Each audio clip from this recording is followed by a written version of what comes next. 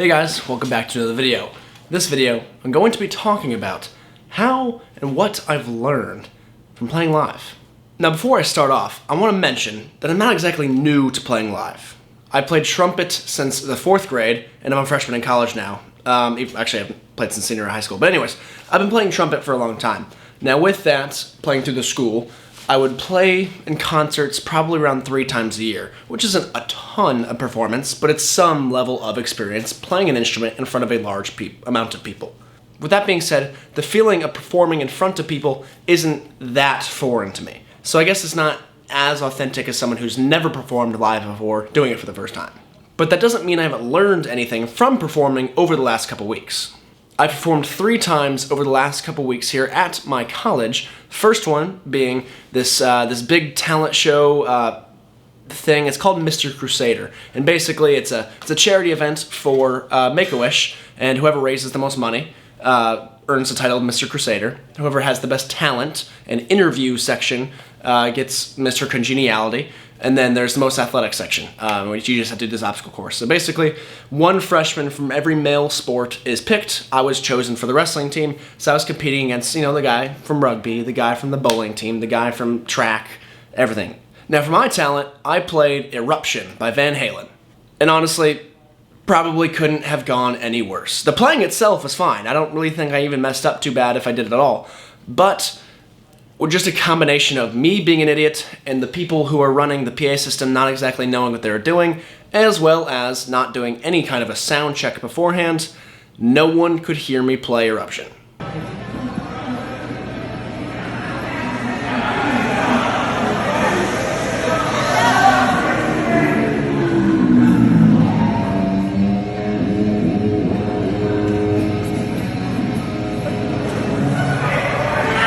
And that sucked, but thank God I had a second part to my talent, and I sang Let It Go from Frozen.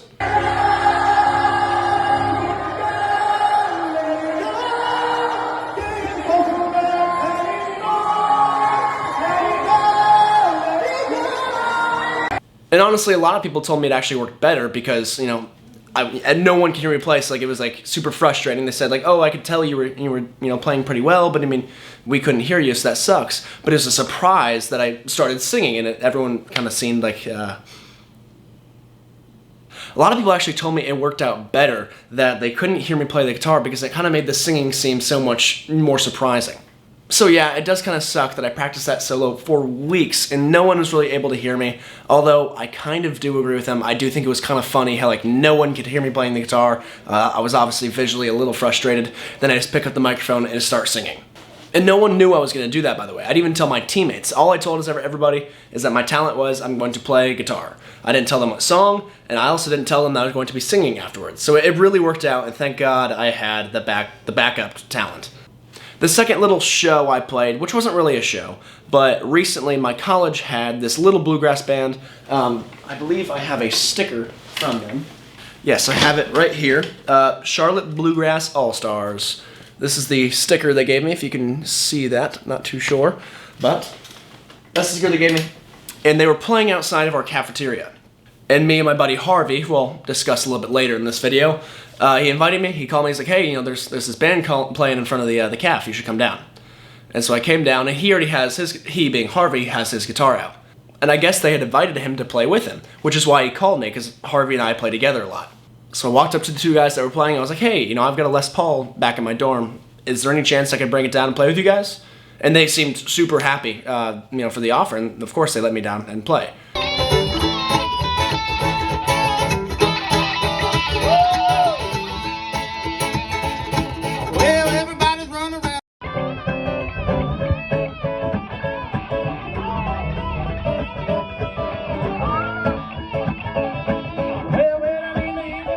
And in this clip, you can see me playing with Harvey.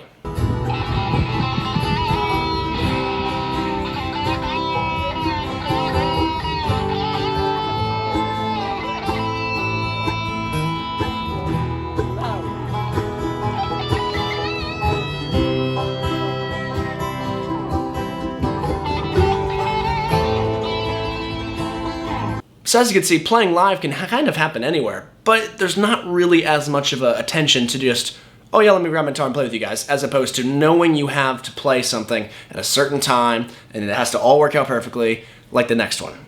Yesterday, I played with my friend Harvey, and we played our original song, The Flu. We played at the Abby's Got Talent show, which is again just the talent show for my college. We ended up getting second place, and we lost to a magician that goes to our college. He is absolutely insane, and honestly, if I were the judge, I would have picked him 100 times out of 100 because his talent, or his magic tricks were just mind-boggling. As I mentioned before, there was the Mr. Crusader event, and I won the Mr. Congeniality, which is like the talent and interview section, and he, I'm assuming, based on the scores from the judges, got second. So it's kind of cool that he was chosen for Mr. Crusader, and he also entered the talent show just as I did. But it's also really cool that he got to win this one, and I won Mr. Crusader. It's just, it's a really cool, we're kind of 1-1 against each other, which is kind of awesome. But me and Harvey got the name The Flu because 2 days before the show, he got the flu. And this guy was not feeling well at all. And this is actually a day after, because we kind of joined the talent show late. The guy who was running it was another wrestler. He really wanted me to do it. I wasn't sure if I was able to, but last minute, we decided we were going to do it. And of course, the next day, he gets the flu and is not feeling well at all. And over the next 24 hours, it was really a toss-up if he was going to do the show or not. And we made the song together, so I couldn't really play it without him. So basically, if the show went on, it was pretty much up to him. But obviously, because we did the show, he was a trooper, and he decided to play anyways. But what's funny is the day of the show, my buddy Max, the guy who was running the show, the other wrestler, said, he was like, hey, what's the name of y'all's song? And we didn't have a name. And so it was just right then and there, we just kind of decided that it'd be called The Flu because Harvey had the flu. And with that comes the first lesson. It's so important to tune out all negativity. I kind of mentioned it to Harvey afterwards, but if you're going to have the flu, you're going to have the flu in your room, in your dorm, not doing the show, just as much as you're going to have the flu on the stage. But after Harvey decided that he was going to do the show, he kept repeating, Jordan flu game, Jordan flu game, Jordan flu game. And I'm assuming what that referencing is that when Jordan won the NBA championship, or one of the ones he won, he had the flu and went on to have one of the best games of basketball history ever. I'm assuming, I don't know much about basketball, especially basketball history, but that's what I understand. But yes, having the flu is definitely one of the more external factors, but there's a ton of internal negativity that's going to happen that's so important to tune out. According to our brains, humans are still very primal creatures. We have a lot of defense mechanisms in our brain that'll make us not want to do something that will make us uncomfortable, such as playing in front of a large group of people. The reason why it's so scary to do something like that is because our brains are trying to protect us. They don't want us to get eaten by a freaking lion. And unfortunately, that is what makes playing live so scary, because our brains don't want us to do it. But whenever you push through, it's one of the coolest feelings ever. Some of the more common things that you may be thinking is, oh gosh, what if I mess up? What if I break a string? What if everyone boos me? Stuff like that, the chances of it happening are incredibly low. And honestly, if they do happen, who cares? You break a string, switch to the other string. If the crowd boos you, do better next time.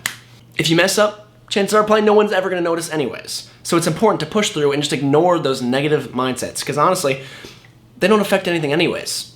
And again, like I just said, if you do mess up, who cares? If you break a string, who cares? Play anyways. There's nothing you could really do to control that.